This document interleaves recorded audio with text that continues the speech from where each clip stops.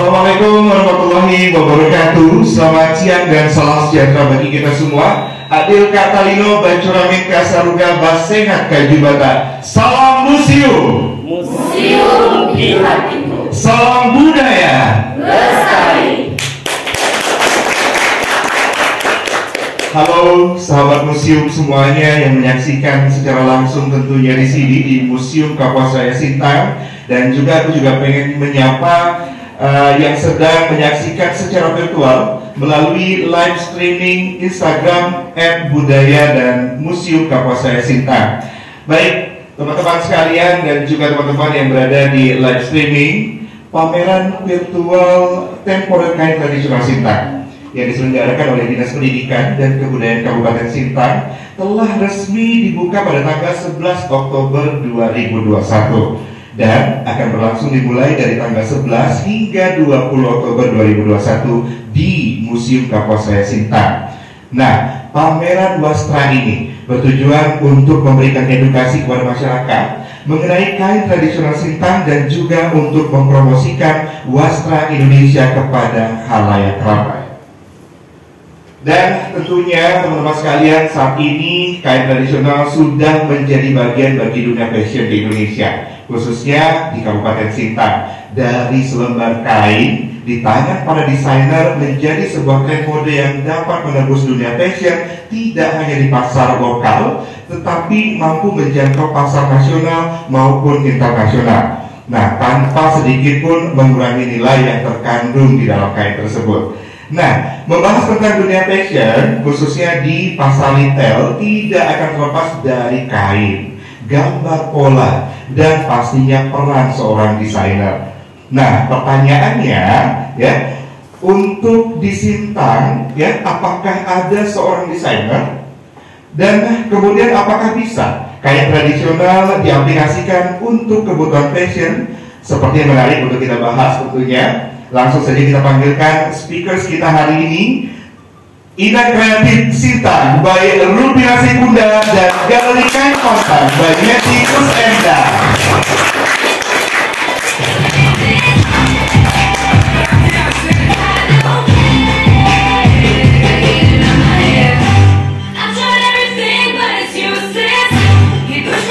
Oke, mari silahkan duduk.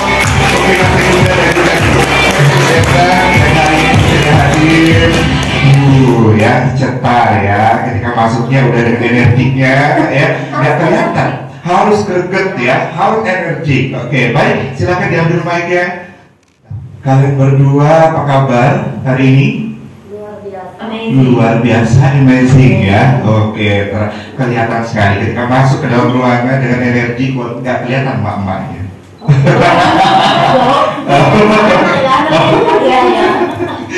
Oke, baik. Kalian tentunya hari ini dengan luar biasanya hadir di sini ya, dan aku yakin sudah lihat-lihat beberapa stand temporer pameran kain di depan. Bagaimana menurut kalian? Ya, satu pertanyaan saya sebelum kita masuk ke pertanyaan yang lebih dalam. Waduh, ini hari ini bakal ngulik semua tentang kehidupan kalian dan bagaimana ide-ide kalian. Tapi sebelum itu aku pengen tanya dulu ke kalian berdua, bagaimana menurut kalian ya, apakah Sintang sudah layak mengadakan event seperti ini, seperti yang diadakan oleh Dinas Kebudayaan dan maksud saya Dinas Pendidikan dan Kebudayaan Kabupaten Sintang yang melalui Museum Kapolsek Sintang mengadakan pameran virtual kain tradisional Sintang. Aku mulai dari Kak Heti dulu deh. Selamat siang semuanya, menjelang sore ya. Yang nyampet ya. Kita anak muda harus energik di dalam bidang apapun, kita punya fashion di bidang apapun. Jadi tadi pas Mas mode MC-nya bicara, wah saya langsung deg-deg gitu kan. Tapi memang kita itu harus berpikir positif. Entah hal apapun kita harus energi sebagai anak muda, apalagi ini bulan Oktober adalah kepemudaan temanya. Nah, kita sebagai pemuda-pemudi harus jadi menjadi pahlawan. Itu bukan hanya pahlawan memperjuangkan bangsa Indonesia, tetapi dengan memperjuangkan dengan ide, itu juga pahlawan. Ide kreatif, inovasi, apapun yang ada di sekeliling kita, itu merupakan pahlawan. Nah, saya bersyukur juga karena kita diberikan kesempatan untuk sharing lah ya, kita bincang-bincang santai ya, untuk sharing di sini. Kenapa? Karena ini penting untuk generasi muda. Saya selalu mendapat sentilan dulu dari teman-teman. Orang bilang gini, wah Kalimantan, menyebut Kalimantan, orang selalu bilang, beli tanah di Kalimantan kayak beli kacang goreng. Mungkin orang mendengar kata-kata itu adalah kata-kata yang biasa, tetapi bagi saya kata-kata itu menurut saya menghina. Karena apa? Kita punya tanah air, tetapi tidak kita. Mereka bilang di sana itu sumber daya alam sangat banyak. Orang bilang SDM-nya nggak ada. Terus kita ini siapa? Pertanyaan saya, berapa banyak sarjana, berapa banyak profesor, doktor dari Kalimantan? Tapi memang kita harus berjuang masing-masing, misalnya ya, seperti saya dengan Bu Ina, kami senangnya di fashion. Ya udah, kami melakukan sesuatu apa yang kami bisa.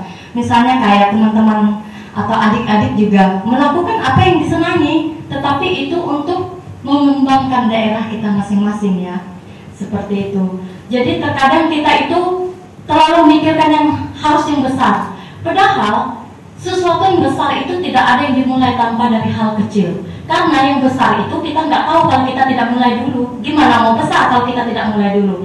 Tetapi dari hal kecil kita tahu kendala. Oh ini loh masalahnya. Akhirnya kita sedikit demi sedikit maju ke depan. Dan itu yang terkadang kita itu lupa konsisten. Saya selalu berkata bahwa untuk melakukan sesuatu kita harus konsisten. Saya mencintai kain tradisional. Dulu saya hanya melihat orang memakainya di kampung-kampung, misalnya kayak mama, moyang, nenek. Tapi kok kayaknya kok tidak menarik ya, terutama pewarna alam. Saya memakai pewarnaan alam. Coba ketika saya memakai ini, menurut adik-adik menarik nggak? Menarik. Kalau sudah dibuat seperti ini menarik nggak? Menarik. Tapi kalau hanya cuma dipajang, disimpan, bagaimana? Seperti itu. Ya, seperti itu. Jadi kita itu memang harus melakukan sesuatu. Baik, berarti Sintang sudah layak. Sintang menurut saya sudah layak. Sintang harus sering melakukan event-event seperti ini. Dan memang kita tidak bisa bergerak sendiri. Kita harus kolaborasi, pemerintah daerah, swasta, masyarakat, siapapun. Kita harus terjun bersama untuk mengembangkan ini. Jadi Sintang sudah layak karena kita sudah punya SDM, kita punya SDA. Itu poinnya. Oke, nah menurut Kak Ina sendiri, bagaimana Kak Ina? Apakah Sintang sudah layak mengadakan event seperti ini? Baik, terima kasih Bang Moderator ya, Bang Dirut ya. Oke, halo anak-anak, adik-adik. Hai. Apa kabar kamu di sana? Baik. Sedang baik-baik saja atau tidak baik-baik saja? Baik, terkait dengan adanya pameran virtual dan juga pameran kain tradisional asli Kabupaten Sintang, saya pikir nggak usah ditanya lah layak atau nggak layak ya. Sebenarnya kalau kita boleh lihat, Indonesia itu kan memang kaya kan, makanya Indonesia is not just wonderful, Indonesia is wonderland. Jadi itu memang bukan hanya tagline yang menjadi trending, tapi memang pada kenyataannya. Bayangkan Kabupaten Sintang saja yang udah di hulu sekali dan ujung timur dari Kalimantan Barat saja itu punya potensi kekayaan budaya yang luar biasa. Nah, salah satu yang diangkat oleh Museum Kampus Raya Sintang dari Dinas Pendidikan dan Kebudayaan Kabupaten Sintang adalah kain tradisional yaitu tenun ikat. Jadi memang layak, nggak usah ditanya lagi layak atau nggak, sangat layak. Oke, dan terima kasih ya untuk Museum Kampus Raya Sintang. Sintang sudah mampu tentunya terjun ke kancah nasional atau internasional, dan dengan dibuktikan dengan adanya event seperti ini ya, Kak Ina dan juga Kak Evi ya. Oke, baik. Nah, aku pengen ngulik sedikit tentang kehidupan kalian. Nih ya, kita tahunya Kak Ina sama Kak Evi seorang desainer di Kabupaten Sintang, ya kan, di Kota Sintang. Nah, tapi sebelum itu tentunya ya, aku pengen tahu kesibukan apa yang kalian sekarang jalankan ya. Nah itu dia, aku mulai dari Kak Ina dulu deh. Oke, baik. Sebenarnya aku tuh agak gimana gitu kalau bilang desainer ya. Okay. Mungkin bukan desainer deh, mungkin lebih ke pemerhati penampilan. Oh. Ya. Soalnya kalau desainer itu kan harus ada kelas, sudah bersertifikasi atau Ya. apa gitu ya. Nah jadi sehari-harinya actually aku turun. So this is my field sih. Cuma kita hanya beda tempat kan. Jadi dinas pendidikan dan kebudayaan itu kan ada bidang-bidang kerjanya. Nah actually aku di bidang kerja pendidikan menengah dasar SMP, karena aku bidang SMP. Nah bidang kebudayaan. Jadi sebenarnya terlepas dari siapa aku, sebenarnya aku punya responsible yang sama karena ini satu instansi kan. Nah jadi aku guru bahasa Inggris di SMP Negeri 3 Sungai Kemudian, dan pada Agustus kemarin mendapat tugas tambahan menjadi pelaksana harian untuk kepala sekolah di SMP Negeri 3. So ini my student, halo my student. Hai. Terima kasih ya sudah mau mensupport Rena. Jadi ya aku abdi negara deh. Oke. Ah, ah. Baik. Kak Heri sendiri sekarang sedang sibuk apa? Saya juga kesibukan sehari-hari. Sebenarnya saya bekerja di koperasi, yaitu saya di Kelingkumang, koperasi Kelingkumang, dan kebetulan saya juga di unit di bidang pemberdayaan dan kebetulan pemberdayaan perempuan seperti itu. Tapi memang sebelum saya juga punya kesibukan itu, saya juga dulu pernah di Kementerian Kemenpora, yaitu saya di Sarjana Penggerak. Jadi untuk daerah, tetapi kebetulan dulu saya ditugaskan di Semarang. Tapi memang beberapa pemikiran dan itu saya dapat juga gitu, bahwa kita ini harus menjadi penggerak gitu. Dan kebetulan juga saya bekerja di Kelingkumang dan kebetulan di koperasi, dan itu yang miliknya anggota ya, pemberdayaan, dan saya rasa juga saya menemukan passion di situ. Dan saya juga tidak untuk mendampingi hanya bagian misalnya kelompok-kelompok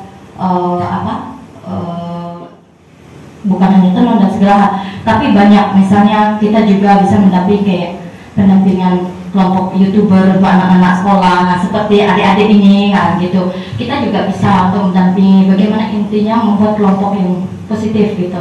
Sehari-hari saya saya bekerja di koperasi Kelingkumang. Oke. Oke, baik Kak Heti, dengan kesibukan Kak Heti ya, yang aku rasa super sibuk ya, dan itu jadi pertanyaan kami semua tentunya, sejak kapan dan bagaimana ya Kak Heti bisa mencintai kain dan diaplikasikan dengan karya? Oh ya, sebenarnya saya itu sudah dari dulu itu senang dengan budaya lokal, entah apapun, entah seperti misalnya ya, kayak saya tentang tato. Saya itu tertarik dulu, sampai skripsi saya juga saya tulis tentang tato. Sampai dosen saya bilang, yakin kamu tentang tato, kamu mau buat tato? Enggak, saya bilang. Saya pengen generasi nanti tahu bahwa orang Dayak itu dulu punya tato. Nah, sampai saya dituliskan di skripsi. Akhirnya waktu itu saya ditantang sama dosen saya. Dia bilang, apakah kamu mau melakukan sesuatu untuk daerahmu? Dia bilang gitu, kamu tetap mempertahankan apapun itu. Saya selalu ingat kata itu. Jadi waktu saya balik, saya lalu tenun itu, saya lihat orang banyak mengagung-agungkan tenun, tetapi kita di sini kok ya biasa aja. Itu dulu yang menjadi ide saya, bagaimana sih saya kebetulan mamanya itu suamiku itu penenun, dan kain-kain itu hanya simpan di lemari kaca, simpannya cuma dipajang-pajang aja. Saya selalu berpikir dengan suami, kenapa ya ini pengrajin kita banyak sekali, tetapi mereka kesulitan untuk menjualnya, memasarkannya gitu. Ya saya iseng dulu lewat media sosial dan segala hal, dan memang saya itu memang senang. Aneh juga sih, setiap saya pakai baju teman-teman saya itu selalu suka, tapi saya selalu melenceng pakaiannya dari orang lain. Kalau menurut teman-teman saya yang lain aneh, tapi ada orang yang senang gitu, ada yang suka. Saya di situ membaca peluang. Oh, berarti nggak semua orang suka dengan pakaian kita. Berarti orang itu punya kayak punya Bu Ina ya, mungkin dia punya fashion dia sendiri. Itu menjadi identitas dia. Nah, dari situlah saya mulai berpikir bahwa ternyata sesuatu yang kita lakukan, kita nggak bisa semua orang harus sama dengan kita, tetapi kamu harus punya satu yang menjadi nilai. Apa yang bisa kamu berikan gitu.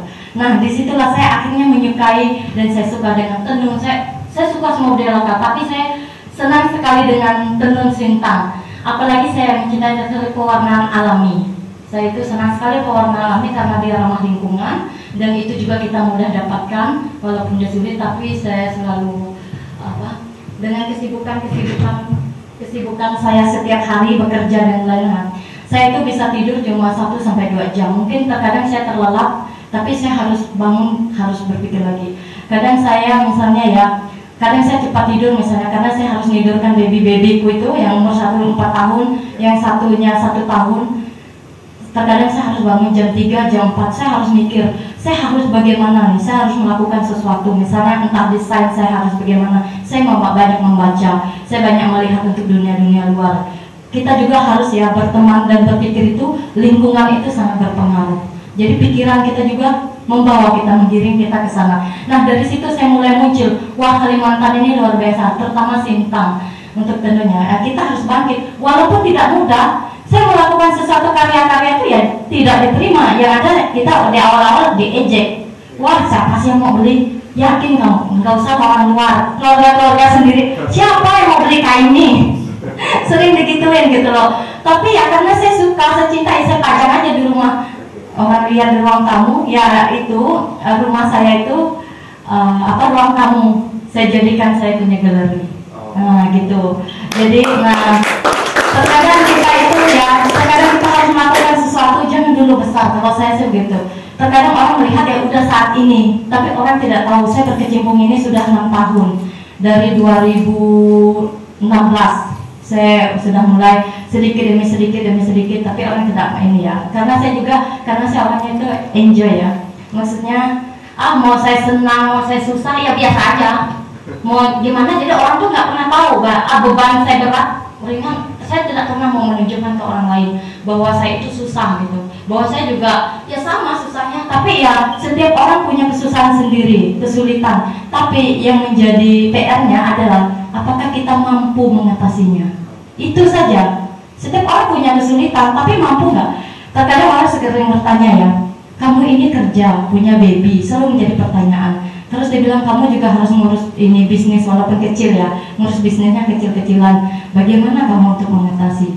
Saya bilang kalau saya mikir masalahnya, ya memang mungkin saya enaknya tidur kalau saya pikir masalahnya. Tetapi kan bukan masalahnya yang saya pikir.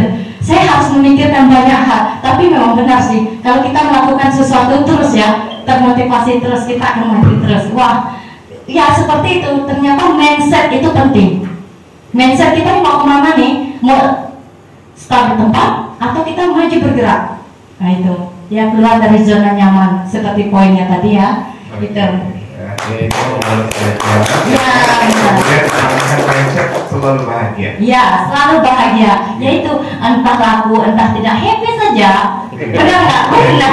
Karena kita senang ya melakukan sesuatu dari hobi ya Bu Ina ya. Kalau udah hobi itu ya udah, mau orang suka mau nggak suka ya inilah passion 2 gitu. Oke, baik. Oke, buat Karina ya, guru pasti sibuk dong ya, ngajarin anak murid ya kan, belum lagi mendidik anak-anak di rumah, ngurusin suami, sibuknya luar biasa ya kan.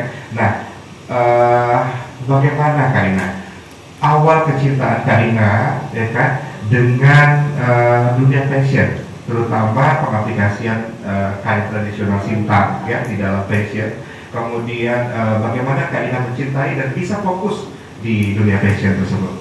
Silakan. Ini sebenarnya saya cuma mau ngingetin nih buat adik-adik supaya jangan pernah bilang kalau aku nggak suka. Jangan pernah bilang alergi aku. Kenapa? Nanti kamu jadi jatuh cinta loh. Awas, jadi jatuh cinta. Nah itu yang terjadi sama Melina. Jadi Dendi, karena aku tuh guru bahasa Inggris. 2010 aku tamat, kemudian udah mulai bekerja jadi ASN. Nah Sintang ini kan lumayan eksis ya, anak-anak pageantnya ya suka ikut acara-acara lah gitu. Nah kalau udah acara-acara kan pasti brand-brand lokal yang luar ya, salah satunya itu tuh kain tenun. Nah jadi masalah adalah ketika mereka mau pergi lombanya ke Pontianak, ke Jakarta, ke nasional lah kan, dia perlu ada mentor. Nah datanglah putri-putri itu ke rumah. Karena dia berpakaian tradisional, itu bahan dasarnya tenun, jadi saya jadi juga harus tahu.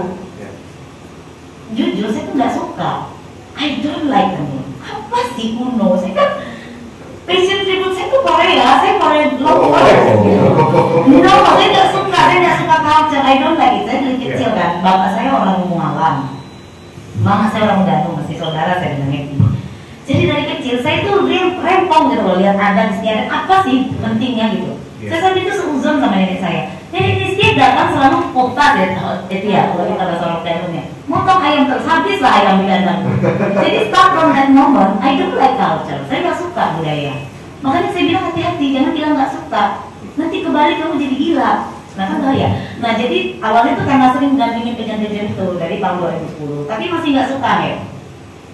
Beberapa kali aku dihadiahin tenun, aku simpan aja di dalam lemari. Apaan sih? Kuno jelek, gak ada bentuknya, ada lempar gitu kan. Nah, at the moment tahun 2018 aku di SK-kan menjadi instruktur kurikulum 2013 nasional. So kan kalau kita ada ajaknya nasional, kita tuh harus apa ya, bawa ya malu dong kan, aku nggak ada bawa barang jadi nggak kabar gitu kan. Akhirnya aku pakai baju ini. Nah ini kan aku beli tempat kamu deh. 2018 ingat gak sih kakak beli 3 shawl, 4 kalau nggak salah tuh. Ini shawl kan mahal ya, memang cin, penuh, M 4 aja udah 200.000, belum jahitnya lagi kan. Nah ketika aku pakai, aku tuh kalau bahasa anak sekarang tuh never fail, nggak pernah gagal. Jadi benar sukses. Satu aula itu isinya 300 guru dari 14 kabupaten kota se-aula kan, tapi SK-nya kan kita instruktur nasional kan. Dan aku tuh OOTD-nya yang paling eye-catching. Nah, start from that moment, I realize what's going on with my outfit, gitu kan? Ada apa dengan outfit saya? Apa karena tenunnya? Nah, jadi dari situ. Kemudian jadi duta rumah belajar di bulan Oktobernya. Itu juga waktu mau pengukuhan kan aku nggak mungkin pakai baju adat. Bawalah baju tenun itu kan, cantik lah kan? Pasti begitu buka ballroom Hotel Sultan, semua mata kayak etnik, bagus dong kan? Yang lain kan hijab sama aja, kerudungnya biru-biru semua gitu kan. Nah gue datang dengan baju merah menyala itu, boleh di zoom yang sana itu. Bayangin, gincu merah, rambut kasih sial merah, norak banget. Ya ampun, aku kalau ingat tuh tapi ternyata, nah itu tadi yang kita anggap jelek, yang kita anggap kuno, ternyata nilainya tinggi. Nah dari itulah awalnya. Jadi akhirnya karena banyak pakaian ya, koleksi ini koleksi pribadi nih, ini nggak dijual ya, ini koleksi pribadi saya. Jadi kalau dihitung tuh banyak banget, satu lemari penuh. Di tahun 2019 saya tuh mengawal Bujang Darah Gawai Sintang di Pekan Adat Pekan Gawai Dayak Provinsi Kalimantan Barat di Rumah Kadang. Nah kan tentu 1 minggu karantina, Bujang Darah tuh perlu baju adik-adik, anak-anakku sekalian. Nah kan nggak mungkin mereka harus buat baju. Akhirnya ya udah, waktu itu kan bodi masih oke lah kan, masih bisa lah dipakai. Jadi 2 koper itu pakaianku dibawa semua. Nyampe ke sana disortir sama si Hamdi. Kalau yang anak-anak pejan pasti tahu Bang Hamdi ya, Bapak Wasulu, dia desainer muda Kalimantan Barat.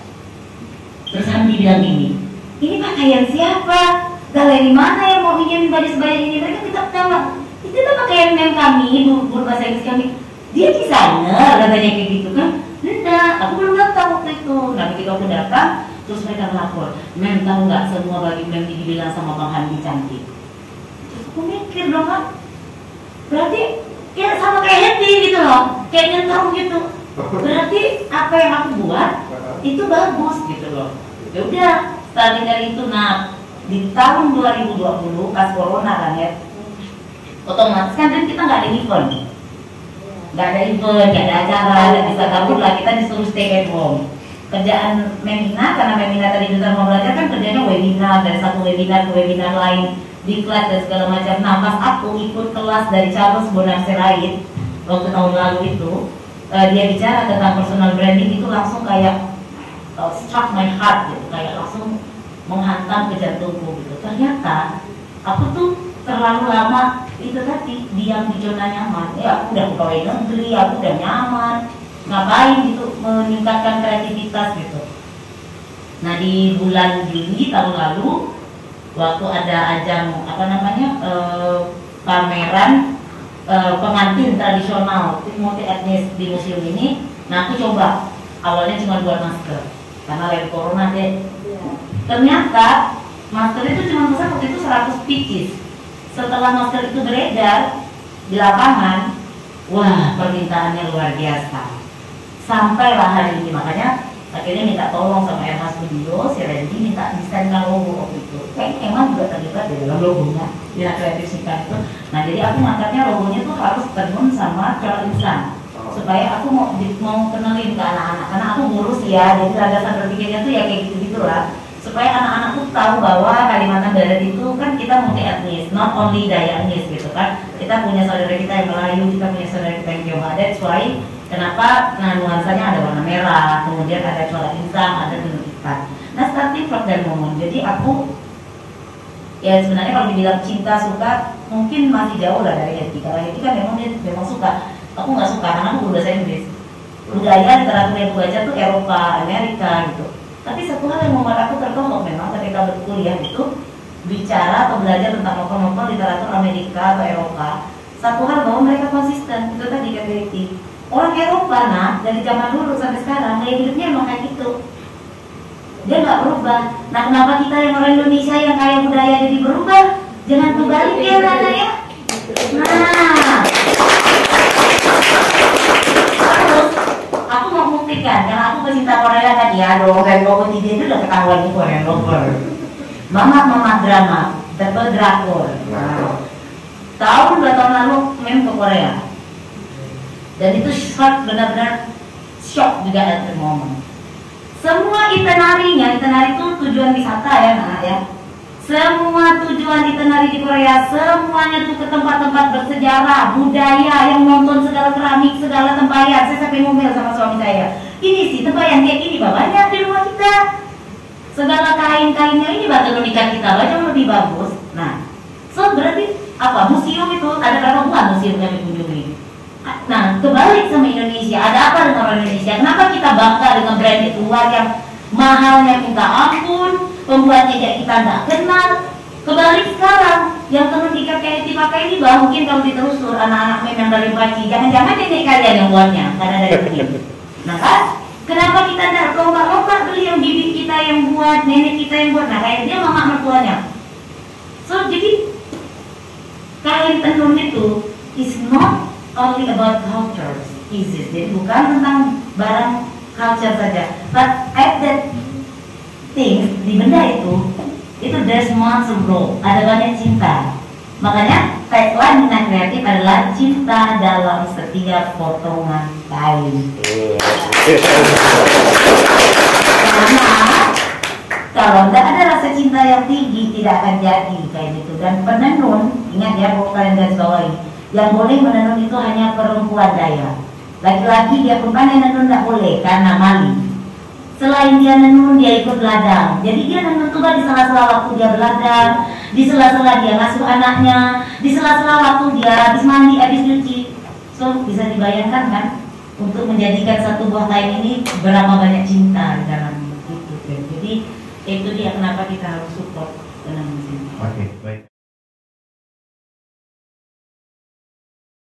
Oke, baik Kak Ina. Selayaknya industri fashion dari luar yang masuk ke Indonesia, ya, dengan kecintaan Kak Ina, dengan keyakinan Kak Ina, dengan kain tenun kita, tentunya kain tenun tradisional Sintang, ya, apakah mampu menembus pasar dan industri fashion internasional? Oke.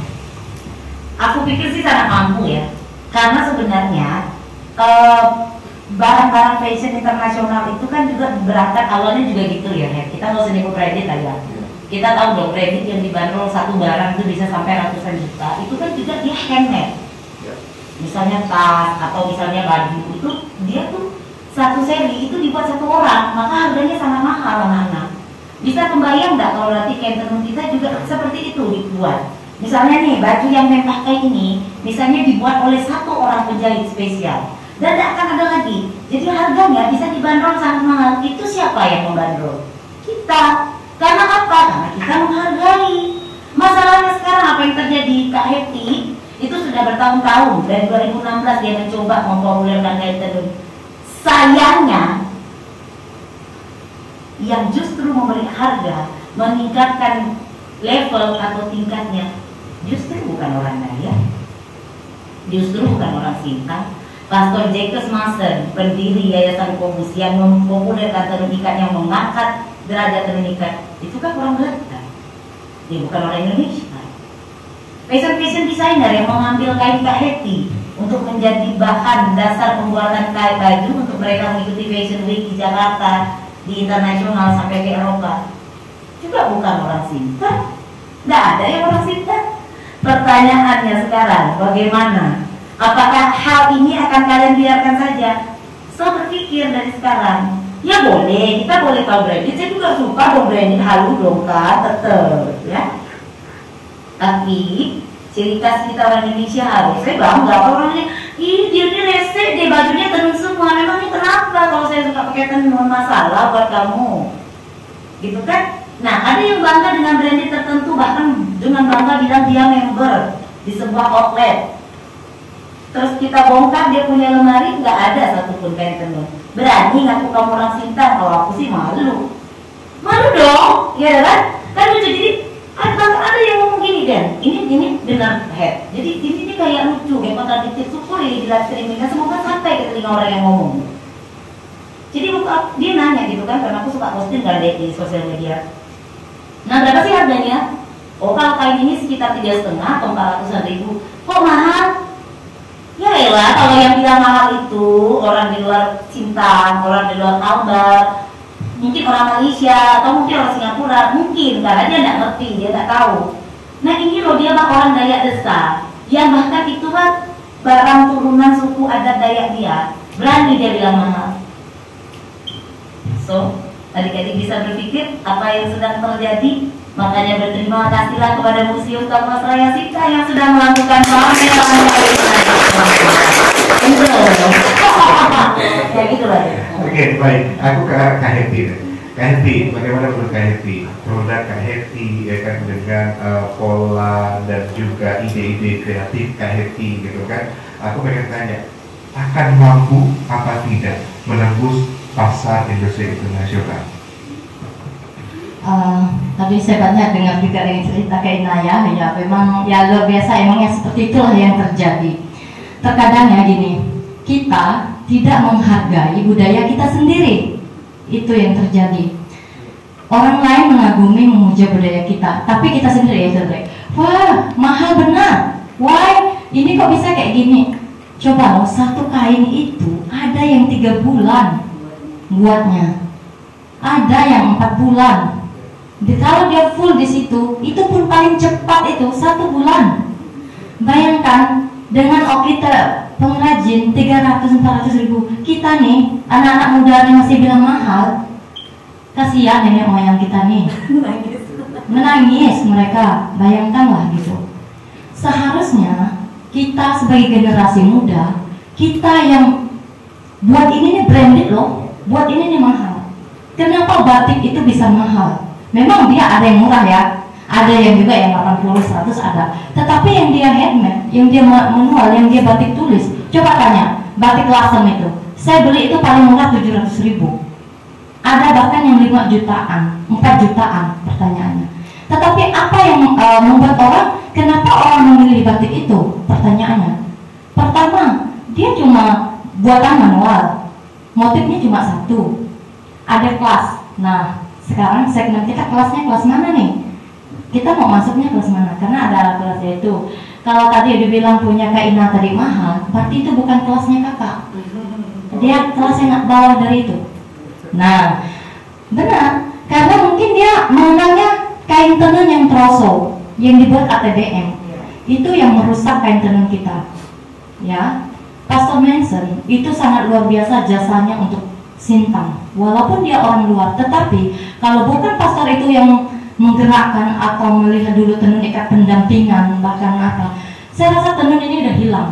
Karena apa? Hantaman ATBM tadi ya, walaupun dia bilang manual, tetapi dia kan ada bantuan mesin. Itu menghilangkan ciri khas kita.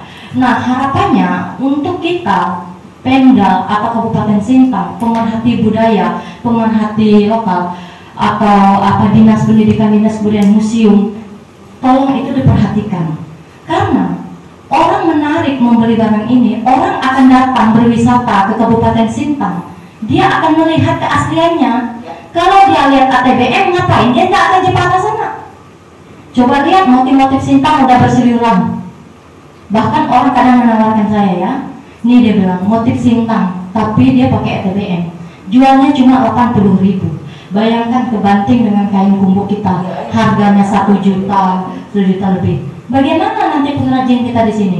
Nah, ini peran penting kita bersama swasta, pemerhati budaya, bahkan untuk dinas-dinas. Ini penting. Bukan berapa banyak yang orang minta, tetapi kenapa orang luar mau ke Museum Sintang nih? Apa yang jadi nilai? Kalau orang dapat di sini ATBM, ngapain dia ke Museum Sintang? Nah, ini yang harus kita jaga bersama. Kita harus supaya ini bisa memasukkan devisa untuk Kabupaten Sintang. Ketika banyaknya pariwisata ya, wisatawan datang ke sini, melihat proses kain tenun asli, melihat museum-museum ini banyak kain-kain tradisionalnya yang punya nenek moyang kita dulu masih dipajang di sini. Itu kan kita punya ciri khas. Nah, untuk mencapai pasar internasional, saya yakin bisa, walaupun dengan tidak mudah. Pertama, kita ini promosinya apa sih? Paling bantuan pribadi atau sendiri. Sampai mana lah promosi kita? Orang udah jauh di sana promosinya, bla bla, dibantu dan segala hal. Ya kita orang lokal mana. Tapi saya yakin dengan produk lokal, dengan kita konsisten, saya yakin kita Kabupaten Sintang ini bisa maju ke depannya. Entah dengan cara kita sendiri-sendiri. Nah, benar tadi katanya. Saya juga seperti ini ya. Mungkin kayak baju ini, kombinasi ini kain katun. Kain katun biasa yang baju putih yang mungkin kalau kita biar biasa. Tapi saya mewarnainya sendiri. Saya dibantu ini mama juga. Pak dari kunyit. Siapa yang nggak tahu kunyit? Anak-anak ada yang tahu kunyit? Tahu kan? Pernah berpikir untuk mewarnai buat baju sendiri? Enggak. Tahunya untuk sayur aja kan? Untuk warna untuk masak ikan tempoyak. Nah, itu terkadang hal-hal seperti itu. Nah, kita harus mempunyai suatu ciri khas. Punya ciri khas sehingga itu menarik. Produk banyak, tapi kenapa orang memilih produkmu? Itu yang menjadi pertanyaannya. Nah, itu yang harus. Nah, saya yakin walaupun pelan, tapi ya kita harus mulai. Benar nggak, Naina? Pelan, kita mulai. Kalau tidak mulai gimana? Dengar ya? Jadi generasi karena kita ini Kalimantan Barat. Ya, walaupun Kalimantan Barat, mungkin nanti siapa tahu kita nanti jadi ibu kota ya. Bukan, tapi ya setidaknya orang-orang muda kita asli kita sini, kita tuh harus jangan kita ini justru jadi penonton di daerah sendiri. Orang ya seperti Bu Ina tadi bilang bahwa di luar sana pakai kain kita dan segala hal. Nah, saya mikir kalau saya ini udah kenal dari SMA ya, mungkin orang maklumlah orang tua saya juga tidak kuliah ya, mungkin cara pikirnya enggak ini. Jadi coba kalau saya berpikir saya dikuliahkan dulu fashion designer, kebayang nggak sih? Tapi ya itu tidak ada kata terlambat ya. Mungkin nanti kita punya anak atau punya kita keluarga atau ya adik-adik ini bingung setelah SMA mau mana, paling mikirnya perawat, bidan, mikirnya apa gitu kan. Tapi terkadang orang tuh memikir bahwa segala sesuatu itu ya itu tadi ASN kan, memikir untuk menjadi pegawai. Nah, mungkin kita agak merubah mindset kita. Oh, boleh di situ, tapi kita harus. Nah, saya yakin dengan produk tenun ini saya yakin bisa untuk go internasional ya. Tetapi kita harus tetap mempertahankan budaya asli. Apa yang menjadi yang tidak ada, seperti misalnya pola-pola motif apa, kenapa dia beda? Kenapa? Karena dia cuma satu aja. Ngapain orang pakai itu ya, brand-brand kayak luar negeri itu tadi Korea itu, ngapain pakai Korea? Mahal minta ampun, kita kejar sampai ke sana beli barang-barangnya. Padahal di daerah kita sendiri ada gitu. Padahal nanti kalau baju-baju Korea itu meminta pakai, besok lihat yang teman yang lain juga pakai. Padahal mahal gitu kan. Terus tapi kita mau gitu, kenapa? Ya itulah, kita harus bertanya pada diri kita sendiri sih. Terkadang sesuatu yang itu kita harus melihat peluang, apakah ini menjadi peluang atau tidak. Ya udah, kalau itu bukan peluang ya udah kita biarkan aja. Peka sih ya, kita harus peka. Dan saya harapannya memang untuk terutama Museum Kopas Raya ini agar terus berkembang. Anak-anak kita juga tahu, nanti anak cucu kita. Ini penting untuk adik-adik seperti ini, kayak ada edukasinya. Nah, mungkin seperti kayak misalnya ke apa ya, untuk dinas mungkin setiap anak-anak yang belajar mungkin setiap tahun berapa kali mereka harus kunjungan ke museum. Mereka harus tahu budaya mereka. Saya dulu pernah ya, saya melihat anak-anak di tempat kerja dulu di Rembang. Mereka itu setiap minggu, bahkan setiap sebulan 2 kali itu guru-gurunya ngajak mereka ke museum untuk memperkenalkan, oh ini loh museumnya era Kartini dulu, atau oh ini buku-bukunya ini. Jadi diperkenalkan. Jadi rasa nasionalisnya itu ada. Walaupun dia bilang oh, mungkin di sini nggak semua orang Dayak ya, ada juga Muslim dan karena kita berbagai macam etnis. Tetapi orang yang tinggal di Kabupaten Sintang dia harus paham bahwa di sini itu berbagai macam etnis. Ada Tionghoa dan segala hal ya, Melayu, Dayak. Nah itu tuh kita harus tahu. Banyak yang saya rasa yang tidak tahu bahwa di Kabupaten Sintang itu sebenarnya suka apa sih? Yang paling banyak. Coba tanya sekarang generasi sekarang. Banyak yang nggak tahu. Kadang pun mungkin dia nggak tahu dia suka apa. Karena udah ini kan ya ini nih jarang didengungkan seperti ini. Kalau orang luar kan ya yang kalau di luar itu kan sering ada talk show, ada apa memperkenalkan, diundang, dia apa memperkenalkan. Jadi kayak orang-orang yang paham diundang, memberi motivasi. Akhirnya mereka hidup, walaupun kayaknya kecil, tapi menjadi besar karena media. Gitu. Nah peran seperti ini, ya kita berterima kasih kepada Museum Kopas Raya Sintang ya sudah memfasilitasi seperti ini karena luar biasa. Oke, Kak Eti. Yang menjadi motivasi secara pribadi untuk diri Kak Eti, ya kan, dan juga mungkin bisa memotivasi teman-teman di luar sana. Apa alasan terkuat ya bagi diri Kak Eti dan juga kita yakin untuk klien ramai juga ya untuk bisa mempertahankan kain tenun ya bisa bertahan di industri fashion Sintang khususnya? Gini. Kenapa penting? Ini juga kita aplikasi dan kita terus melakukan promosi agar orang mencintai kain tenun gitu. Karena gini, kain tenun seperti pengrajinnya, orang kalau nggak ada yang adopsi atau beli ya, mereka juga malas untuk menenun, nggak ada semangat. Karena menurut mereka dia juga kalau menenun atau itu kan pasti menghasilkan. Beda dengan yang memang orang bisnis. Kalau kita ini kan di sisi lain kita mencintai budaya kita dan kita sebagai orang Dayak, saya sebagai orang Dayak, saya cinta dengan budaya saya dan saya sebagai generasi ibaratnya generasi milenial yang sudah melihatlah dunia luar bahwa ini harus kita kita jaga, kita lestarikan. Anak cucu kita harus tahu. Jangan sampai anak saya nanti nggak tahu tenun itu apa, budaya-budaya Dayak itu apa. Nah, kekuatan saya adalah saya terus mencintai budaya saya, budaya leluhur saya. Karena saya orang Dayak, saya tinggal di Kalimantan, orang asli di sini. Saya mau mengembangkan bahwa selain saya juga mungkin dari sini sisi lainnya kita mengikuti ya. Mungkin ya kita juga nggak berbohong. Ada sedikit lah mungkin kita dapatkan kayak keuntungan dari keringat kita, mungkin kita karena ini ya. Tetapi di sisi itu kita sudah membantu orang banyak. Kita banyak membantu para pengrajin di kampung, keluarga-keluarga kita, anak, bibi, nenek, moyang, semuanya. Kita sudah membantu mereka. Membantu apa? Membantu anak-anak mereka bisa sekolah, membantu segala mungkin dengan ini kebutuhan-kebutuhan sehari-hari bisa dipenuhi. Dan ini juga tanpa kita sadari menciptakan lapangan pekerjaan. Gitu.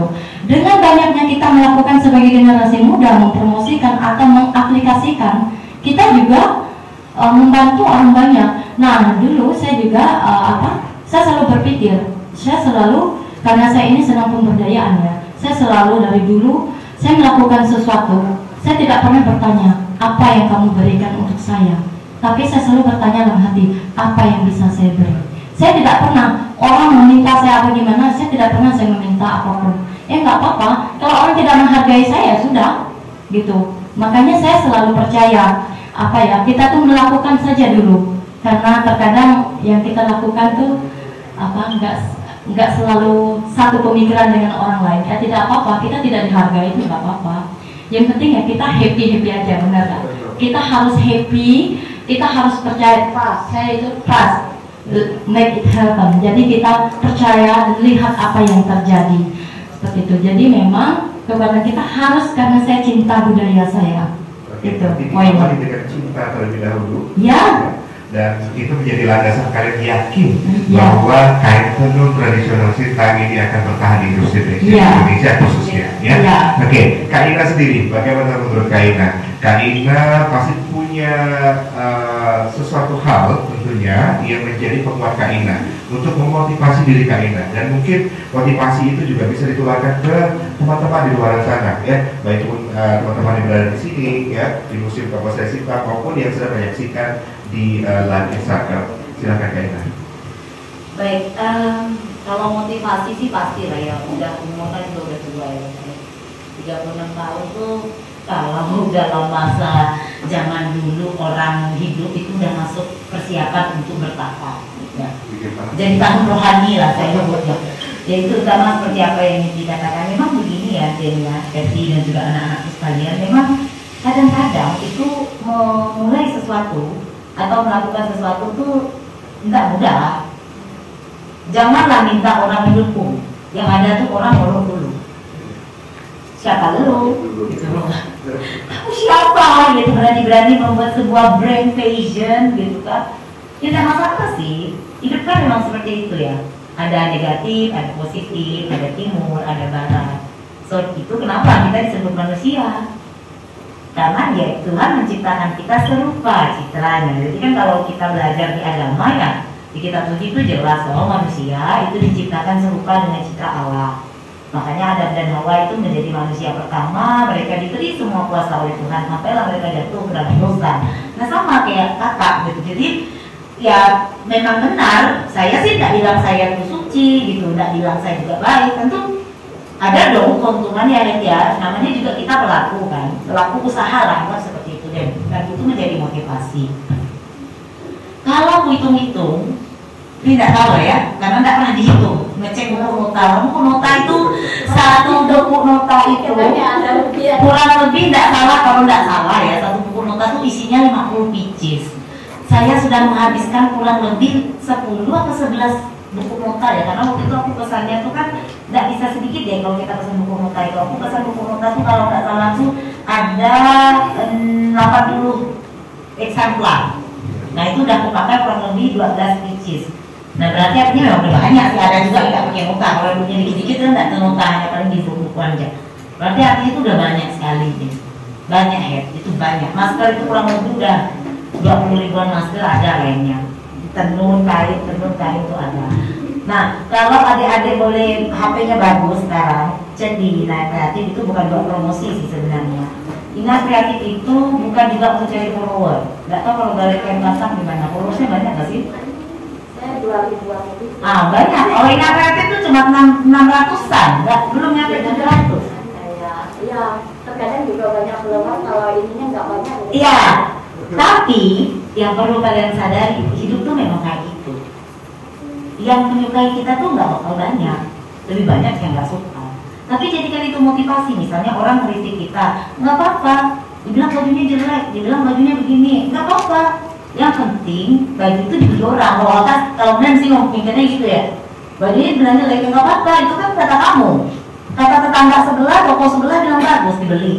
Nah, makanya tadi kan tagline-nya cinta dalam setiap potongan kain. Nah, saya semenjak dari bulan 7 tahun lalu, itu praktisnya saya sudah punya, tadi saya sebut namanya ya. Jadi Bang Anes yang kemarin itu juga itu partner saya. Dia dan adiknya sama iparnya, berarti 3. Kemudian ada si Bonifasia dan juga Resti, itu tamatan dari SMK Kartini Sintang, bangga dong. Jadi baju yang ada. Semua kreatif itu yang masker, tas, pokoknya yang merchandise ya, yang sifatnya pernak-pernik itu buatan tangan anak SMK Kartini. Semoga di sini saya dapat hadiah dari kepala sekolahnya ya, semoga saja.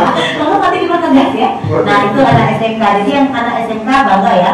Kemudian saya punya Pak Le dan Tole tukang permak. Nah itu juga tim saya. Saya punya Mbak Sri yang memperkuat saya juga, ibu rumah tangga yang membantu membuat produk saya. Nah dan ibu penenun itu kurang lebih ada 4 atau 5 satu kelompok itu dari Mini.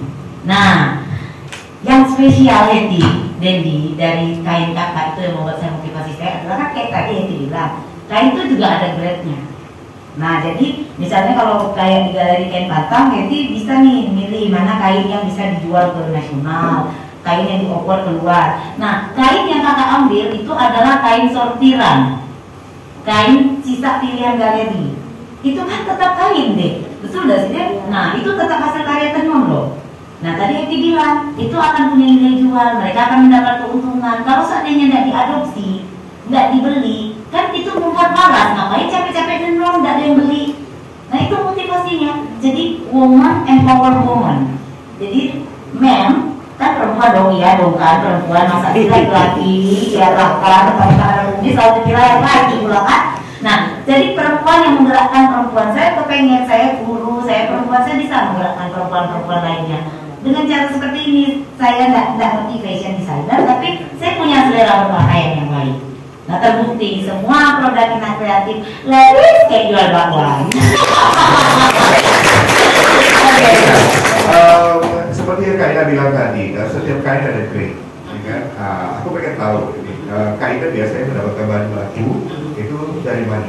Bahan bakunya ya? Iya, bahan baku kain, ya kan? Yang Kak Ina olah menjadi satu pakaian itu dari mana? Itu bervariasi sih. Ada juga beberapa yang aku adopsi dari galeri Hedi, ada juga galeri Kain Batam ada.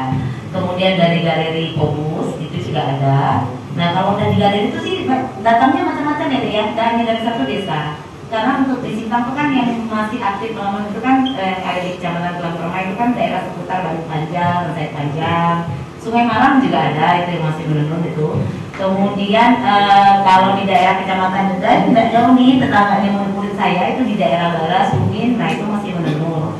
Kemudian kalau di Kecamatan Kandilir itu kan di daerah Pau ya, Pau Desa ya, nah itu juga masih menenun. Nah jadi biasanya kan kalau menenun itu dia ada titip-titip gitu batu, karena kan tidak mungkin mereka turun dari gunung. Nah biasanya ada titip, ada yang jual lewat segala pastor, ada yang jual lewat suster. Nah lewat kain, saya tuh paling sering banget dapat yang lelang deh. Dengan tagline anaknya mau sekolah, dengan tagline mau beli beras, dengan tagline mau beli kopi. Kebayang nggak sih rasanya? Mau nggak badak tega. Jadi aku tuh sering kayak gitu dan percaya kain yang aku beli dengan tagline mau melahirkan, sakit, mau menyekolahkan anak itu baru dipajang nggak nyampe 5 menit pasti habis. Berarti artinya cerita zaman dulu bahwa bilang kain tenun itu ada rohnya, kain tenun itu mistis, kayaknya yang benar. Iya kan? Kan itu kayak lucu aja gitu, kayak itu biasa aja, buruk lah, belum bisa bilang buruk. Nah itu aku pakai aku kemarin, yang aku pakai waktu opening. Nah nanti boleh lihat ya teman-teman sahabat museum, boleh kepo-kepo live streaming museum kemarin itu dilihat Mengina OOTD-nya pakai apa, itu never fail. Dan kain itu udah kurang lebih 10 tahun ditaruh dalam lemari aja, nggak dibeli orang deh. Jadi dia nanya mau nggak beli, cicil pun nggak apa-apa, berapa harganya? 500.000 aja, yang penting laku aja lah. Kain kan nggak ada yang mau karena gagal warna, gagal jeruk, motifnya nggak timbul. Tapi ketika diaplikasikan menjadi baju rok, ledak, never fail. So semesta merestui ketika kita melakukannya dengan hati, ya kita udahlah kan, nah penjahitnya dapat upahnya, penenunnya dapat upahnya, saya dapat cantiknya. Itu dia barusan saya mau bilang. Ini masa yang mau kita desain. Remember anak-anak sekalian, kadang-kadang royalti itu tidak hanya talking about how much money that you can, ya. Starting from that time, anak Indonesia itu harus mentalnya berubah ya. Kalau 10-20 tahun yang lalu kita masih mental kuli, kerja dapat duit, yes. Sekarang kerja tuh tidak hanya tentang duit, popularitas, followers, dianggap sebagai panutan. Emang kamu kaya kalau orang nggak suka dengan kamu, nggak bisa kamu jadi panutan, nggak bisa kamu jadi influencer. Tapi Medina, duit tidak banyak, cantik juga enggak, Wes. tapi begitu banyak yang ngadu. Oke. Wow. Nah, jadi dari situ kan berpikir bahwa ya itu tadi karena saya melakukannya dengan hati gitu kan. Netizen ngomong nyinyir lah biasa aja gitu karena memang ada tertulis barang siapa yang bekerja dengan sepenuh hati akan mendapatkan upahnya dan yang cuma bicara saja akan sia-sia. Nah itu kalau nggak salah ada di Amsal. Jadi intinya ya nggak apa-apa sih, motivasinya jadi kita happy aja, kata yang dinyinyirkan orang, ada yang mau beli atau enggak ya udah resiko, kita suka kan. Tapi aku sih bahagia karena memang aku mendapatkan bayaran tuh lebih dari apa yang aku hitung sih sebenarnya dia. Udah. Oke, berarti Kak Ina mendapatkan kain ya dengan berbagai banyak cerita ya kan? Iya, banyak banget penyanyi pokoknya. Ya bisa dikatakan betul-betul sangat membantu, Iya. membantu penenun kain dan membantu kain kelihatan cantik ya. Oh, ini berbeda. Oke Kak Ina, dalam karya Kak Ina dalam satu kain ya, dalam satu kain yang dikreasikan dalam produk ready to wear, Yes. siap pakai ya. Biasa Kak Ina menghabiskan waktu berapa lama Untuk membuatnya ya. untuk membuatnya? Nah itu gini, kadang-kadang tuh kan ada yang misalnya kayak ini mau buat acara nih. Ya. Kak, aku mau acara hari Sabtu, ya mungkin hari Kamis. Nah itu dalam tekanan sih. Oh, Nah itu bisa dibuat kalau kayak gitu dalam tekanan, kasihan kan orang mau nampil mau biasa sih satu pakaian tuh bisa 3 sampai 4 hari yang sederhana ya. Kalau misalnya kayak blus atasan gini sih nggak lama buatnya. Nah yang kadang lama itu mikir desainnya. Dan karena aku tuh nggak mau, jadi gini ya anak-anak sekalian ya, kenapa yang kreatif tuh crunchy gitu. Kalau crunchy kayak kalau kita makan krimis gitu kan, jadi trending topik gitu. Kenapa? Yang membuat kita kreatif sebenarnya itu sama aja sih, karena bisa menjahit di mana aja. Tetapi because that's Ina. Nah itu tadi personal branding yang Kak Mem bangun. Jadi kayak tuh kalau pakai baju buatan Kak Ina, buatan Mem Ina, itu tuh kayak aku tuh jadi cantik, aku tuh jadi ganteng, aku tuh jadi berwibawa, kayak gitu. Dan jadi yang pertama tuh kadang mikirnya ini misalnya nih Dendi yang mau pakai, tapi Dendi ini anaknya happy, anaknya enjoy. Aku harus buat baju jangan sampai gagal dipakai kamu gitu kan, kayak tua, suram masa depan lah, sedih berarti kan? sesuai dengan karakter Iya, yang dipakai. iya, Oke. gitu. Dan jadi bisa lama, bisa cepat tergantung ya pengerjaan juga kan. Nah, karena kita kan banyak kan yang masuk jahitan tuh banyak. Oke, sesuai harian juga ya. Iya, Oh. ingat anak Indonesia karakter antri. Antri, oke. Kecuali di Ivy. Oh, Boleh nggak ya antri? lo normal. Kayaknya mahal dan susah. Oke, baik. Oke, Kak Heti biasanya dapat bahan baku itu kebanyakan dari mana? Kemudian biasanya Kak Heti membuat sebuah karya ready to wear itu berapa lama dalam prosesnya? Dan mungkin Kak Heti bisa jelaskan prosesnya seperti apa?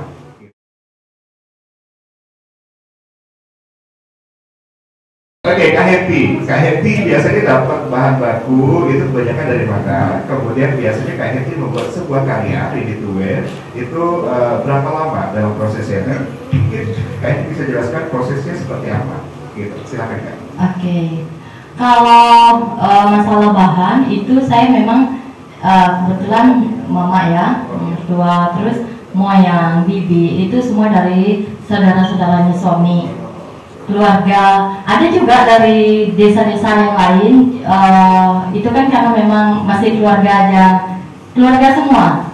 Jadi beberapa keluarga itu saudara bibi, saudara paman, saudara nenek, saudara itu ya gitu. Pokoknya intinya orang akhirnya udah tahu gitu, oh ada di galeri kain pantang gitu. Jadi terkadang yang saya juga nggak kenal, nggak tahu, terkadang mereka juga membawa kainnya gitu ke rumah atau ke galeri, mereka menghubungi. Nah, memang saya juga ini karena saya itu memang saya cenderungnya ke pewarnaan alami ya. Saya memang pertama saya memikirkan kenapa sih saya harus mengembangkan pewarnaan alami. Pertama, ramah lingkungan, itu yang pertama. Kedua, para penenun, para pengrajin, dia paling hanya modalnya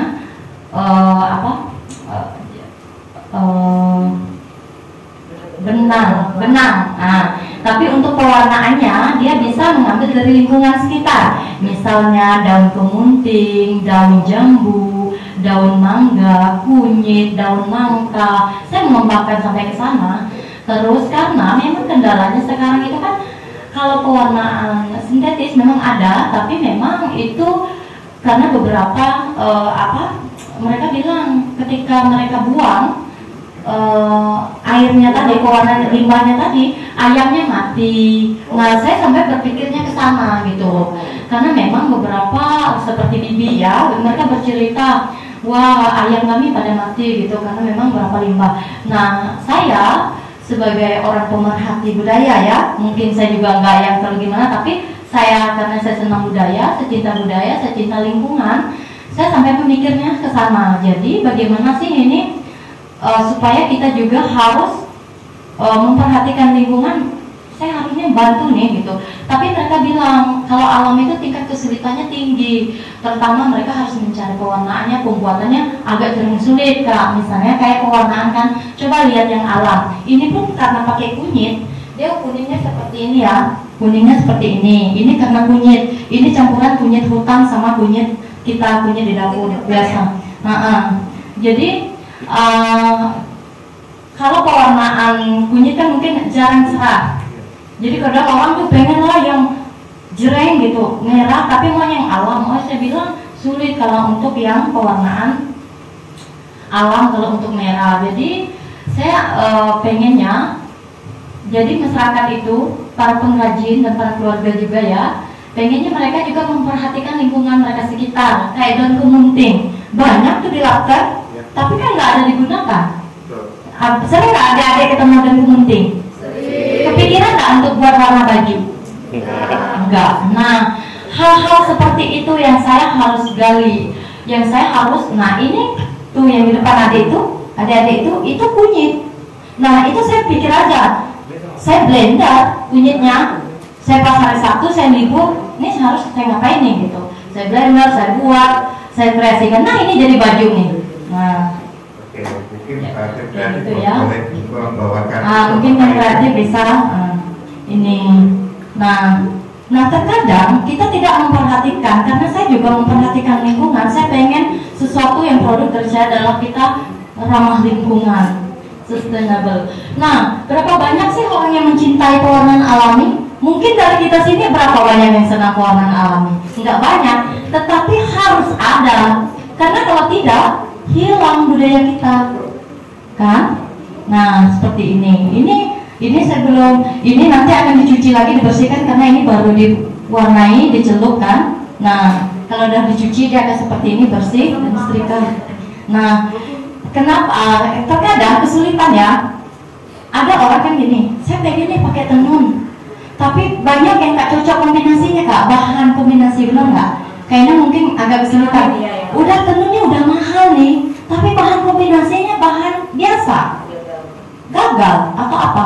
Nah, kita penting, jadi saya harus berpikir, saya harus inovasi, saya harus berpikir. Di lingkungan sekitar kita banyak sekali kunyit, kemunting, daun nangka, dan jambu, dan mangga, gitu. Nah, akhirnya saya membuat produk, saya membuat kain kayak gini. Nah, untuk kita belajar gitu. Nah, memang beberapa saya juga karena mama mertua saya itu penenun, dia paham gitu untuk pembuatan kayak gini. Jadi saya juga belajar bahwa ini bagaimana supaya dia tidak luntur, supaya tidak apa, itu saya juga belajar untuk mengikatnya pakai apa gitu, supaya dia karena ini juga pakai apa namanya untuk nyiri itu kapur. Nah, pakai kapur sirih. Nah, itu untuk celup. Mungkin kan kalau sekarang kan maka juga ya pengrajin itu penting juga kita tekankan kualitas, karena ini kan mahal nih. Terkadang mereka hanya pengennya ya tentunya cepat jadi gitu. Nah, di situ juga kita harus sangat tekankan kualitas, penting sekali itu. Kenapa? Supaya industri fashion kita tetap bertahan gitu, dan tenun-tenun kita juga tetap dicintai orang luar, karena ini penting gitu. Makanya saya juga terkadang mereka bilang, siapa sih mau pakai yang kayak gini gitu, nggak apa-apa gitu, karena kita punya selera fashion sendiri gitu. Nah, kalau terkait itu banyak sekali. Saya pernah ke desa Pasir Panjang ya, Pasir Panjang, Pasir Pendek, Ransi, banyak keluarga-keluarga di sana, sangat membantu lah. Resi panjang resi ini ya, tuh suka banyak karena beberapa keluarga itu rata-rata penenun, pengrajin gitu. Tapi yang memang banyak mendapat ilmunya ibu ya, karena ibu itu dia paham sekali dari ATBM, dari apa itu dia paham. Karena tapi saya lebih mengembangkannya ke alami, karena saya juga dapat mentor lah dari ibu kan, untuk bahwa oke gini loh, kayak gini, dan dia paham juga tenun yang bagus, tenun yang enggak bagus, tenun yang maksudnya berapa kali celup, ini berapa kali celup, adik itu paham kalau ibu saya. Karena saya juga banyak belajar, dan saya punya buku panduan kayak undang-undang, ada buku tenun itu. Nah, dari semua itu kan banyak sekali ya men, banyak sekali. Nah kadang juga saya lupa itu arti motif apa, saya buka lagi buku undang-undangnya kayak gitu.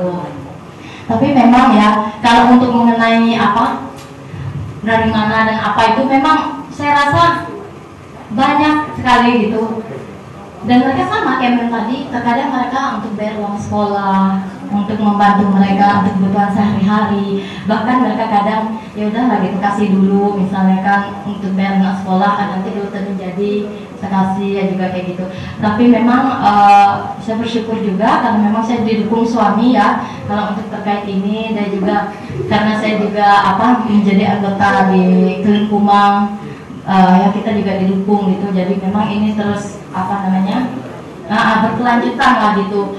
Kita harus memikirkan budaya kita, pemberdayaan karena tanpa kita sadari bahwa ini merupakan pemberdayaan yang memang walaupun yang kita lihat hanya sebagai ya tenun, enggak semua orang, mungkin beberapa aja. Kalau untuk saya nggak tahu kalau Mas Eman mungkin senang nggak dengan kain tenun ya, tapi saya harap sih pada generasi muda, nah adik-adik yang sekarang masih sekolah, harapannya semoga nanti pulang atau apa, lihatlah di lingkungan sekitar, pekalah di desa masing-masing, di kampung masing-masing.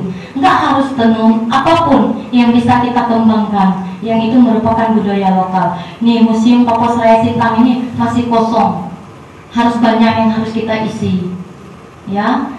Pasti banyak hal gitu, tetapi terkadang kita nggak lihat gitu. Terus adik-adik ini pasti punya HP, buatlah vlog-vlog tentang budaya dari kampung-kampung, di daerah-daerah, antara apapun itu juga bagian dari kecintaan kita terhadap budaya.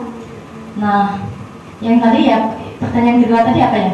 Proses. Oh ya, proses. Nah, untuk proses ini sebenarnya kalau jadi baju ini sih nggak lama, benar kata Mem tadi, mau jahit itu di mana saja.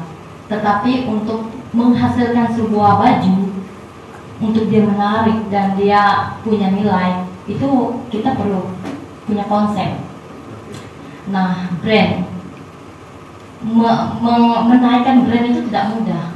Brand inilah yang membuat barang ini menjadi mahal, gitu. Nah, kenapa brand ini muncul? Pertama kita harus dengungkan ya.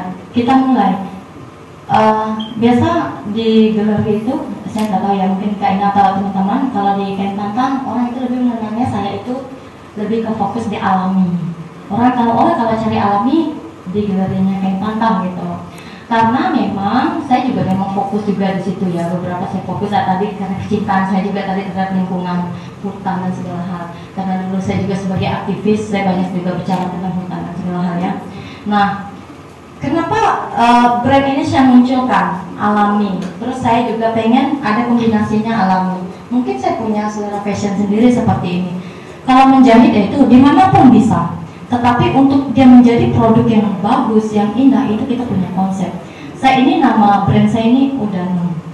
Saya juga anak saya namanya Orlando, Danum itu anak kedua saya. Jadi Udanum juga nama suku saya. Jadi saya buat Udanum ya. Kenapa? Saya percaya danum itu bahasa Sarawak adalah air. Air itu mengalir. Air itu akan terus mengalir kemanapun, ya. Dan danum itu, kita orang hulu. Kami orang hulu, orang terpelosok, orang di daerah. Tapi air itu kan mengalir, terus mengalir gitu. Jadi walaupun kami orang pelosok, orang kampung, orang apa, tapi kami percaya nih produk-produk kami akan terus mengalir kemanapun. Seperti air, dia akan terus mengalir. Nah, proses itu yang terkadang kita mampu nggak nih? Terkadang untuk air mencapai ke puncaknya, nggak ada yang dihalangi oleh batu, ada dihalangi kayu, ada yang dihalangi oleh berbagai macam halangannya. Tetapi air dia akan terus mencari di mana sih celahnya. Nah, gitu. Akhirnya beberapa memang produk saya itu justru dikenal orang di luar. Saya beberapa itu ke memang beberapa just tip gitu. Tapi orang kenalnya karena produk alami, saya ke London, gitu, dan ke Australia gitu.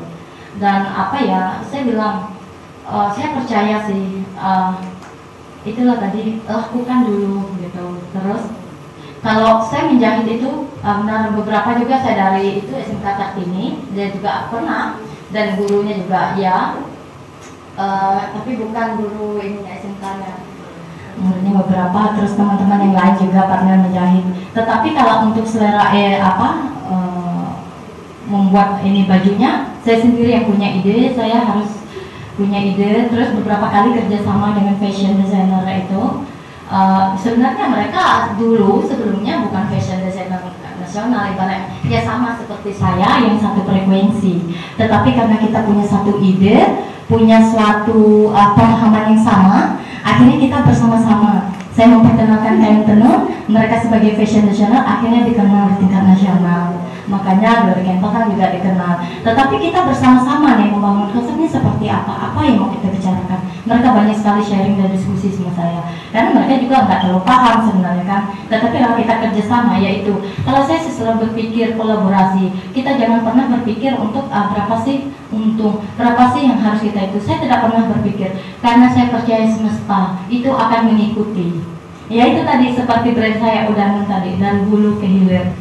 Nah itu yang itu. Kalau masalah prosesnya ya 3-4 hari jadilah. Tapi untuk memikirkan konsep jadi baju itu, yang saya harus berpikir gitu. Ya karena baju ini kalau dipakai biar dia nggak pernah lihat satu brand ya kan? Ada brand gitu mahal sekali brand itu ya, kenapa sih mahal? Tasnya juga biasa, saya beli juga itu di emperan juga 35.000, tapi kok dia bisa jualnya 160 juta ya? Apa yang membuatnya kayak gitu? Ternyata ada yang paling kecil aja kadang cuma untuk simpan HP, harga 70 juta. Yeah. Sebenarnya apa? Ternyata kita tuh perlu membuat produk kita unik, punya nilai. Apa yang pengen kamu jual di produk itu? Gitu. Ya itu seperti Kak Ina tadi bilang. Apa yang Kak Ina pengen jual? Kalau saya nggak mau memotong motif, karena saya percaya motif ini cinta, yaitu dibuat dengan cinta, dengan apa? Ini satu pasmina. Saya tidak potong, tapi saya jadikan kayak gini. Tuh. Nah, satu kain utuh. Karena benar ya, Mam, satu kain itu harganya mahal. Terus kalau dipotong lagi, terus bingung. Kadang bilang, ada kadang yang buatkan baju lah, tapi nggak usah ada sisa. Gimana kadang? Tapi warnanya mau yang macam-macam, gitu ya, maunya begini, maunya begitu, gini, gitu. Ya itu, terkadang orang juga punya selera sih ya, yang maunya punya selera. Nah, saya berusaha memang bagaimana saya tidak memotong motif, karena saya percaya sekali orang membuat ini itu sangat luar biasa. Tetapi dengan tidak memotong motif, dengan tidak memotong tenun dan segala hal, saya juga berusaha untuk kalau yang seperti rok itu saya dililit saja. Terus kalau yang kayak gini saya buat baju atau saya kepal-kepal pakai bros. Tapi nggak tahu orang suka gitu, bagus katanya atau apa ya gitu. Tapi ya itulah. Semoga juga dengan kayak gini kan kita menjaga budaya kita dengan fashion kayak gini, tapi budaya kita tetap ada, tidak menghilangkan arti dari budaya kain tenun ikat ini sendiri, ya. Itu. Jadi memang yang paling sulit itu mikirnya itu proses untuk menjadi satu baju. Untuk proses ini saya tidak mudah untuk bahannya. Saya harus berpikir keras, ini berulang-ulang hingga dia jadi kayak gini, kain kayak gini gitu, supaya dia bisa matching dan kombinasinya seperti ini warnanya. Saya harus berpikir. Mungkin saya berpikirnya nggak kelihatan ya, saya mikir dulu ya mau buat baju, mungkin kayak gitu ya, Mam. Terkadang itu yaitu mimpi ya adik-adik. Jadi di Kelingkungan itu setiap tahun dulu ada Invictus World namanya. Jadi kami itu selalu disuruh tulis dimotivasi mimpi gitu. Tulis mimpi kamu nih apa nih? Saya pernah tulis mimpi-mimpi saya dan sampai sekarang saya simpan. Nah, adik-adik, kalian harus punya mimpi. Mimpi kalian ini apa nih habis tamat nih? atas sekolah nih, kalian harus, saya pengen punya mobil, print mobil itu, tempel di kamar. Print itu apa? Nah, iya tempel. Oh ini pengen ini. Oh saya pengen punya sesuatu. Karena kalau sesuatu berasal dari mimpi, akan kita tidak sadar, itu akan membuat kita semangat. Mengarah ke mimpi itu. Yang benar. Seandainya tidak sampai pun, yang mentok pengennya tadi mobilnya misalnya mobil Fortuner gitu. Oh mantap-mantapnya mobil biasa aja lah gitu. Enggak apa-apa, tapi setidaknya enggak jilat banget gitu. Misalnya juga kayak gitu. Saya punya mimpi nih, produk-produk kita go internasional. Ya, kan? Mentok-mentok ternyata ya go Kabupaten Sintang, tidak ada apa-apa lah kan. Tapi kita punya mimpi gitu, dan kita pengen orang Sintang, saya yakin loh Mas Emmanuel itu, Mas moderator, saya yakin Sintang ini banyak sekali anak-anak muda yang punya bisa menggambar fashion designer, tetapi mereka tidak muncul. Kenapa? Gitu. Kenapa mereka tidak muncul? Ada banyak sekali fashion designer anak-anak yang kuliah di luar, di Jawa, tapi mereka berkembang di sana. Ya semoga mereka balik gitu. Masalahnya kadang tuh jarang mau balik ke Sintang. Tuh, tanya tuh, yang udah di Jawa pasti keenakan. Itu. Oke, Kak Hetty, aku juga pengen tahu nih cara pengaplikasian Kak Hetty kepada karya-karyanya Kak Hetty. Mungkin berarti bisa mengambil salah satu beberapa karya Kak Hetty mungkin. Kalau beberapa produk saya, memang saya juga yaitu ya, kalau kita ready to wear kayak gitu, memang kalau untuk alami, kalau untuk pasarnya Sintang itu gitu, belum kita buat aja orang bilang, wah mahalnya, kan gitu ya. Padahal kalau orang luar beli, nggak pakai kok. Ya ampun, bagus sekali nih, kayak gitu. Terkadang itu membuat kita, aduh, sedih gitu ya. Dan kadang ya itu kalau kita nggak bermental kita nggak akan mau berkarya. Tapi saya ya udah, karena saya suka tadi, ya ngapain kamu nggak beli juga, aku tetap pakai kok, gitu. Jadi memang terkadang kita melakukan sesuatu, sebuah karya itu enggak semua orang suka, benar ya? Berapa banyak, yaitu percaya satu hal, saya selalu percaya satu kata itu, saya dengar ya. Kamu tidak mampu menutup mulut orang, tapi kamu mampu menutup telingamu. Karena kita punya dua tangan. Ya udah, kalau kamu sudah gitu, kamu akan keluar ke zona nyaman. Kamu pasti berinovasi. Nah, kalau saya memang ada yang saya potong, beberapa yang saya potong. Misalnya kayak ini buat merah atau buat full nih pasmina gitu. Tapi saya buat kerahnya atau apa gitu. Biasanya kalau kayak gini itu lebih ke generasi muda. Misalnya lebih gitu. Saya pengen nih tenun gitu kan. Oh mau full, tapi ada juga yang kayak cuma sedikit aja dikombinasi gitu. Ada beberapa juga yang saya ini tergantung inilah permintaan. Tapi kalau untuk kalau untuk kayak karya ini, terus ada satu juga itu yang besar kayak di belakang. Gini yang coklat, bukan yang coklat. Kalau kayak gini kan saya juga nggak memotong gitu, nggak memotong. Tapi kalau orang lihat ini ngapain kayak kain aja gitu kan. Tapi ini, cuma buat gini aja. Tapi ini siapapun bisa untuk jadikan rok dia pakai. Nanti kayak mainnya, saya tuh mainnya di bros sama main ikat pinggang. Nah gitu. Terkadang memang kayaknya memang kayak pakai baju biasa gitu. Ada beberapa foto saya tuh, nah kayak gini. Jadi saya pasangnya pakai bros atau berapa, misalnya cuma jahit gini terus dipakai aja gitu. Karena kenapa saya nggak mau ini? Aduh saya sayang sekali gitu dengan motifnya, cerita membuatnya, karena ini dari Mengkudu gitu kan. Terus kalau ada dibuang itu sayang gitu. Tapi saya pengen nih tetap bisa saya pakai gitu. Jadi saya cuma jahitnya itu. Terus ada juga yang memang saya potong, tetapi potong juga saya nggak buang. Misalnya kayak ini, saya ini 3 ini satu kain, satu kain. Nah 3 ini. Nah ini juga sama kayak Mom tadi ya. Saya nggak mau membuangnya, tapi nah ini saya jadikan kayak gini, baju anak-anak gitu kan, baju baby. Nah kayak gini, ini satu kain. Jadi jangan sampai ada yang terbuang ya Mom, karena itu tadi, karena saya tadi tahu sejarahnya gitu, saya tahu artinya, jadi jangan sampai dibuang. Mungkin kalau orang ya itu, kadang saya lihat kalau ada jahit-jahit ini di tukang jahit di saku-saku mereka, ya ampun, kan kita sedih gitu. Itu tadi pentingnya edukasi ya, kita harus percaya gitu. Nah kayak gini, memang potong-potong tapi nggak yang ini, motifnya tetap bahwa dalam itu tetap hidup, motif-motifnya hidup gitu. Nah memang itu beberapa karya karena saya itu sebenarnya kata Mam, saya bukan fashion designer, karena orang fashion designer itu ya dia punya predikat, punya sertifikat dan segala kelas ini kelas itu ya. Tapi saya punya selera fashion sebagai fashion style.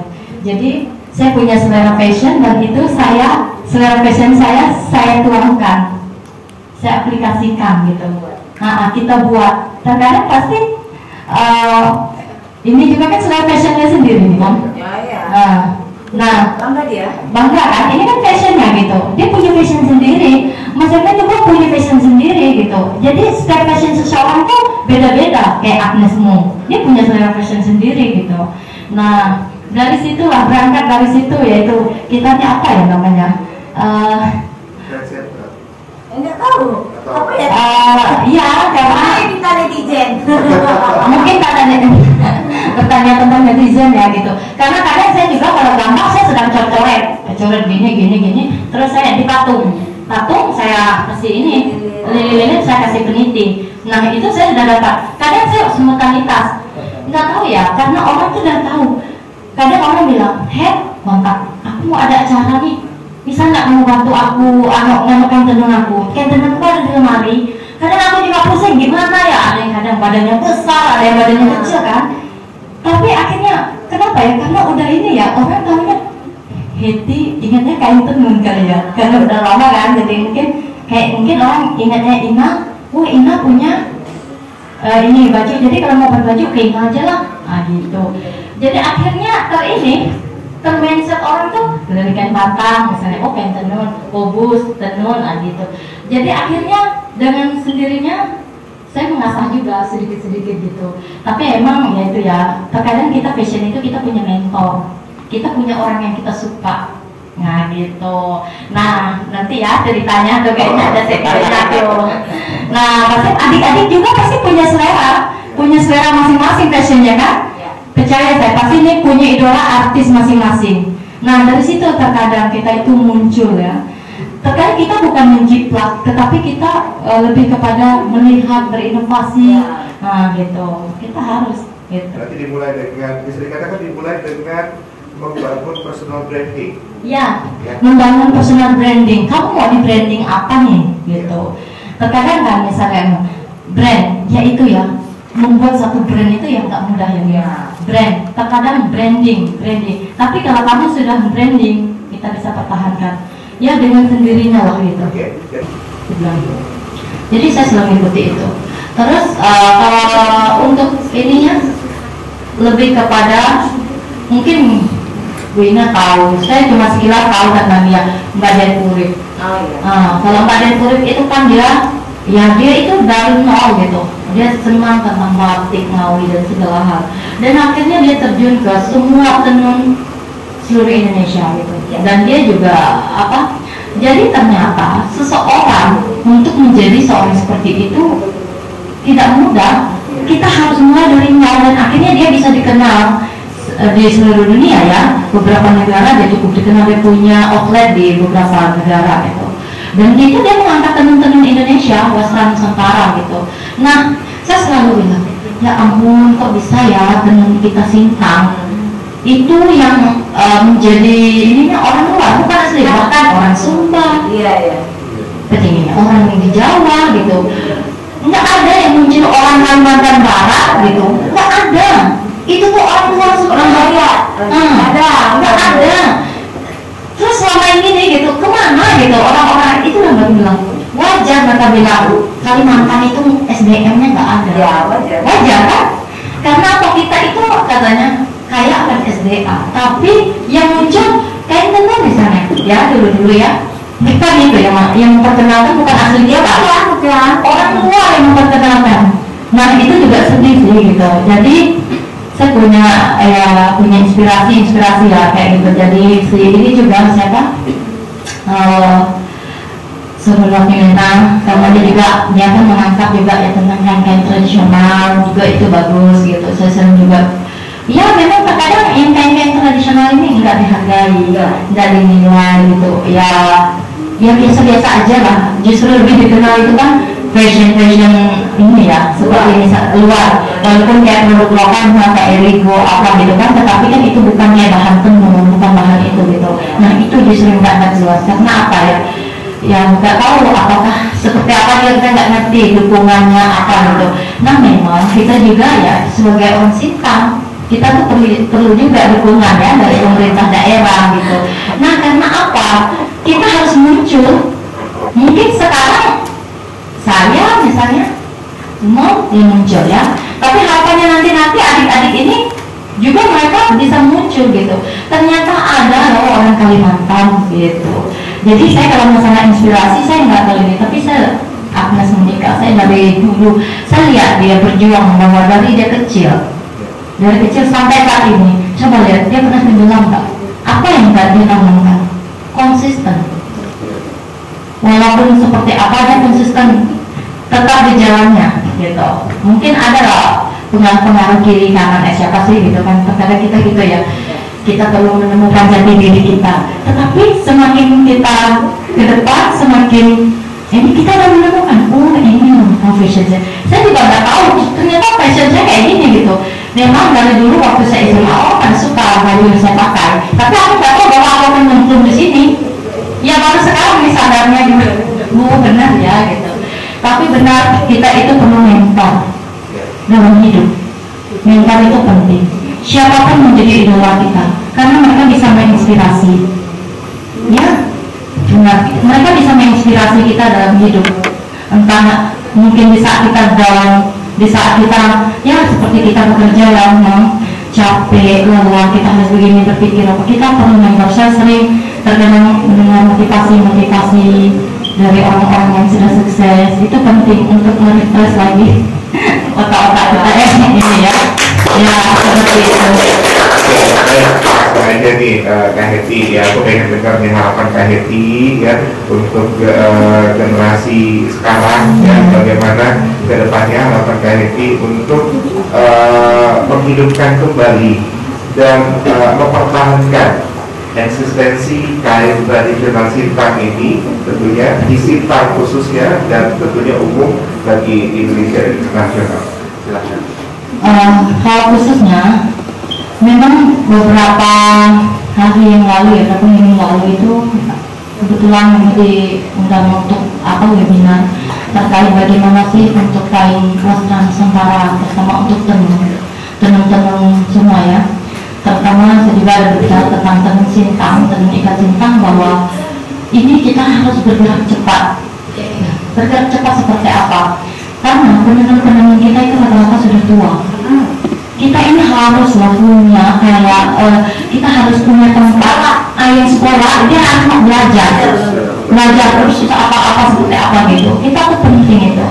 Nah mungkin daerah-daerah perlu memberikan seperti apa lah gitu dukungan untuk generasi muda. Mungkin dimasukkan waktu itu kita diusul supaya dimasukkan ke sekolah-sekolah gitu, bahwa tenun ini harus ada gitu, tetap dipertahankan, apalagi ini merupakan budaya kita sebudaya ya. Nah harapannya seperti itu, dan ada sekolah-sekolah belajar menenun, terus misalnya pengrajin-pengrajin kita yang sudah tua mungkin kayak diapresiasi ya, terus mereka bisa membina atau itu untuk anak-anak supaya ini tetap berjalan. Karena seandainya kita juga promosinya luar biasa dan segala hal, justru tenun kita nggak ada gimana gitu kan. Nah kita penting pengrajin ini kita perlu bantu gitu supaya ini tetap regenerasi gitu, seperti batik itu kan luar biasa ya. Nah kalau untuk harapannya nanti ya memang kita harus tetap konsisten misalnya gini, kita harus membuat inovasi supaya produk kita ini dicintai gitu. Inovasi seperti apa? Ya memunculkan ide-ide kreatif ide-ide kreatif agar ini menarik. Kenapa kita harus memakai baju tenun? Kenapa kita harus pakai yang alami? Kenapa kita harus pakai baju tenun yang sintetis? Gitu.